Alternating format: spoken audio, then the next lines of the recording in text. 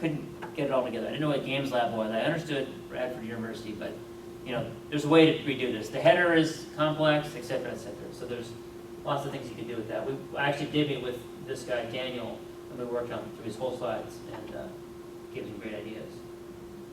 This is one I snapped, and the guy's quote was, "You've all seen this many times." And this was to a bunch of guys who had never seen this before. I know they had not seen it. It was a Codathon, and the whole point was to talk about healthcare problems. Can you tell there's two sets of bars there? No.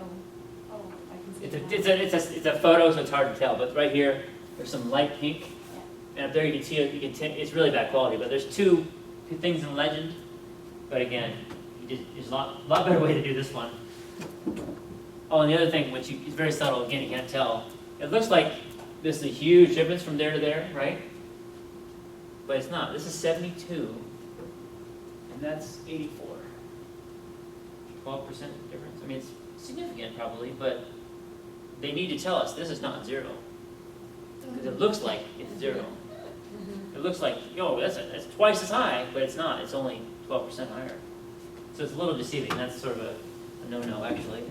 It emphasizes the point that the U.S. is the worst in healthcare problems, but you can't tell that right away. You should make that a big circle around it, or just, you could have made it into 3 bars, or 2 bars. One here, one big one for all the rest of the country, the world, and show that we're just the worst in this particular outcome. Bob Summers, you may know, he's the founder of a TechPad, which is a incubator downtown above Sharky's. 6,000 square feet.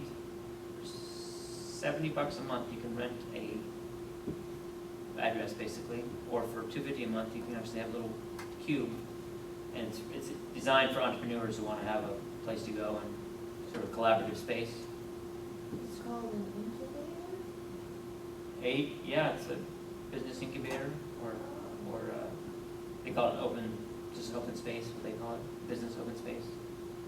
The idea is to attract entrepreneurs with new technical ideas. So he called it TechPad. So he was at Lyric giving a presentation. This is a picture I snapped from the audience, and I kind of alluded to this earlier. The Lyric, if you've been there before, is either lights on or lights off. There's no in between. They can't dim them, I guess. And so, what do you think about the text there?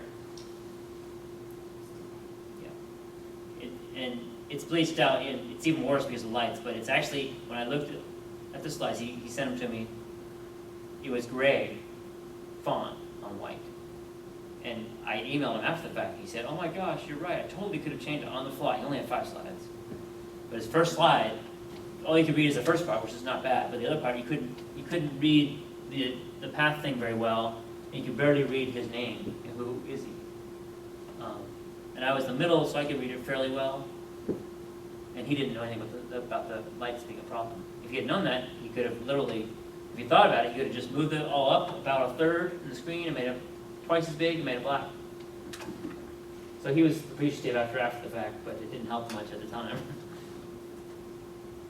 This is what I call a brag slide, and I see it all the time. Again, if your audience cares, then that's important. If your audience is all these people, if you're giving this presentation to all these people, then that's great. Show this. But I think, again, this was the health one I was talking about, which a bunch of undergrad and grad student coders who could care less about this. So I don't know if it's really appropriate or necessary. So it's just something that bugs me sometimes. I have a slide with 3 logos just to show who the 3 community partners are in the project. And the point is to show They're working together kind of thing. Yeah. I do that with Christiansburg, Blacksburg, and the county a lot when I'm doing Blackberry Transit stuff. And sometimes I'll put a little arrow or a box around them or something to show they're related. But sometimes I'll bring in one at a time and acknowledge them in the audience. "Oh, Craig Meadows from the county," and I'll show his logo. "Thank you for being here." 3 slides, 3 is not bad. Obviously, people can get it, especially the recognizable logos that people know. But if you're a mixed audience and they don't know those logos, you might just show one at a time and explain them. You might do a really big one really big one, a big one, 3 slides, and then a 4th slide with all 3 of them smaller together. You could do it that way. Kind of that one element at a time idea. This guy would take 20 minutes doing that here, but I just didn't think it was even needed when he was doing the slide, but that's just me. This was a real slide. Someone tried to show us and talk about, you know, performance measures. We got that, but, and then they have all these categories, and this is, you know, 6-point font or something. This was at a presentation. I took a photo of this one again, but I just, you know, you could show me this as an overview, but then you need to break it down and show what's the blue, what's the green, give me some examples, maybe not show all 27 of them, but show me 2 examples of each. And this is a classic one that this is actually a grad student I work with. And I snapped this picture. She wanted to be anonymous, so I kept it anonymous. But you can imagine what the audience, how they reacted to this. You basically have 3 different concepts all in one. I mean, you have this relationship, which has 3 pieces, cut and pasted from dissertation. This thing cut and pasted, and this big thing cut and pasted with a bunch of acronyms, which she never explained. You know, so I said you need, first of all, get to at least 3 slides, and then in this one, for example, that needs to be 3 slides in itself, explaining each bubble. And here you might have 1, 2, 3, at least, maybe even 9. We bring in each little element at a time, explain them, and then you end with this. And you explain the acronyms, what they mean, what is the sessions, what are the participants, etc., etc. But she just showed this right away. It was her second slide, I think. I was just like, whoa. Now, her dissertation committee probably knows a lot of this, but I asked her that. She said, yeah, they know most of it. There's one committee member is actually going to be calling in, and so he'll have the advantage of maybe previewing it or something, but the other people won't have the chance to preview it. So I said, well, you can be careful on acronyms, for example. Explaining it before you blast them with this slide. I put this in here to give your eyes a little rest because there's a lot of slides here, but if we're okay, I'll just keep on going.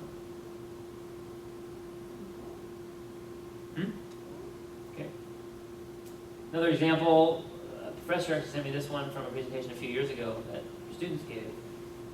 Again, as a classic cut and paste issue. We can read the start, we can read the end, and that's about it.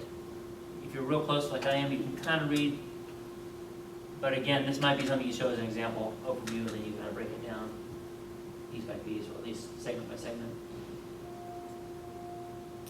You might have seen this one. This was from someone you know. And without even knowing the content here, you know some help could happen here. You know, there's so many colors going on.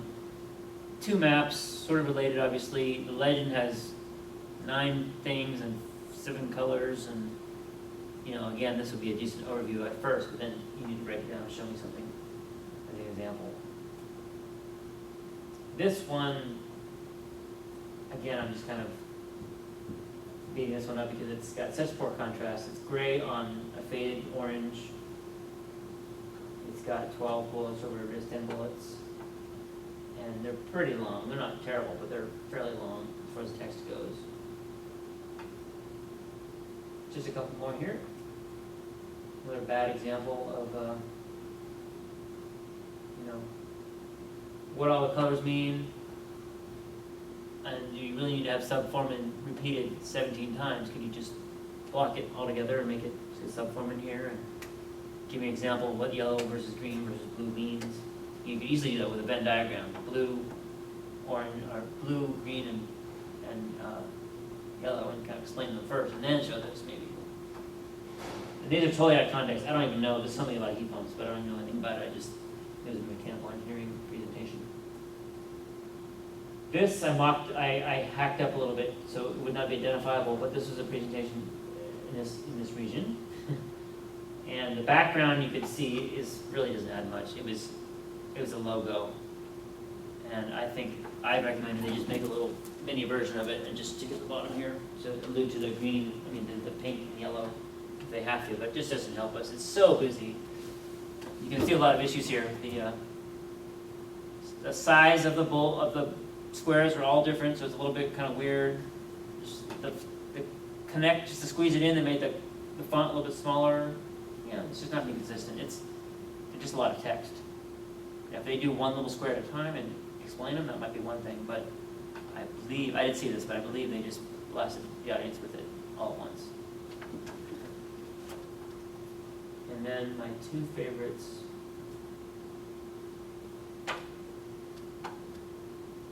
Spell check. This was in a webinar, and they corrected it later, but it was in the video. So I just get a screenshot of the video to get it. I just thought it was funny. Boy, I'd hate to be in the room when you realize. We were in, there was 5 of us in the room. It was a webinar, but we did it on a conference call, so we were all, but someone in the room said, "Oh my gosh, is that really what they put up there?" and the presenter didn't even catch it, and she didn't hear us because we had it on mute, of course, but I went to download the slides quickly the next day and it was fixed. Ah, well, yeah, somebody picked up the phone. Yeah. It was pretty good. And this one, it's not that impressive, obviously, but my point is this guy went up for 12 minutes with this slide up and explained box by box. And these are all people, actual people in the room. Most of them were in the room. He was explaining their duties. You know, this is so-and-so. She does this, and this. And he literally had it up for 9 or 10 minutes. And the whole